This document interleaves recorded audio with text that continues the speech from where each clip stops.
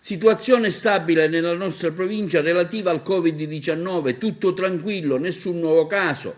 I tamponi effettuati sono stati 125 e zero i contagi. Il totale dei tamponi effettuati 6.419, i guariti sono saliti a quota 94, i decessi fermi a 13.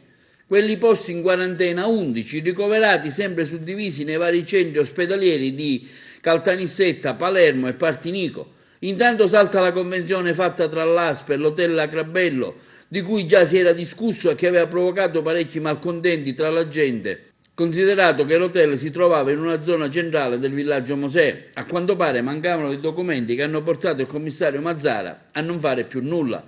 Nella regione continuano a essere incoraggianti e positivi gli esiti dei tamponi effettuati, che sono stati ben 2.463. Nella giornata di ieri solo 6 casi positivi, mentre i contagiati sono scesi di 104 unità per un totale di 1.555. I ricoveri si attestano a 158, meno 136, in terapia intensiva 13, uno in più, in isolamento domiciliare 1.397, in aumento 14.098 unità. In isolamento domiciliare 1.397 unità, diminuiscono di 91. I decessi aumentano di 2 e vanno a 267. Nella provincia il dato in diminuzione anche lì. Trapani un caso in meno e si porta a 17. Palermo meno 12 e va a 360. Messina 9 in meno e va a 299.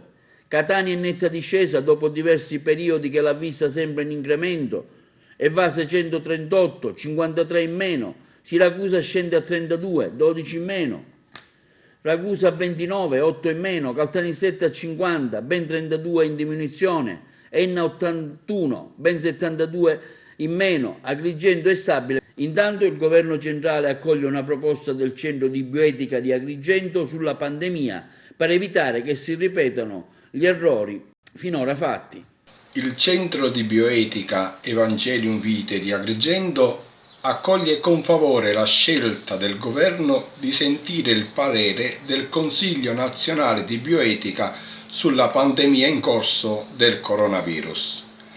Alcune settimane fa noi abbiamo sollevato il problema tramite la stampa rivolgendo una domanda elementare: come mai il governo non avesse fin dall'inizio della diffusione della pandemia ascoltato gli esperti della bioetica, cioè i componenti di un Consiglio nazionale che dipende direttamente dal medesimo Presidente del Consiglio dei Ministri.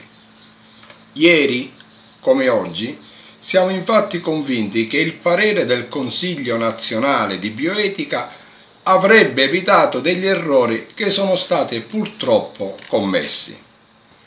La scelta adesso di ascoltare i consigli di esperti nel campo della bioetica per noi oggi, nonostante il notevole ritardo, è segno di soddisfazione, considerato che il centro di bioetica Evangelium Vitae di Agrigento è stato uno dei primi a livello nazionale a sollevare il problema.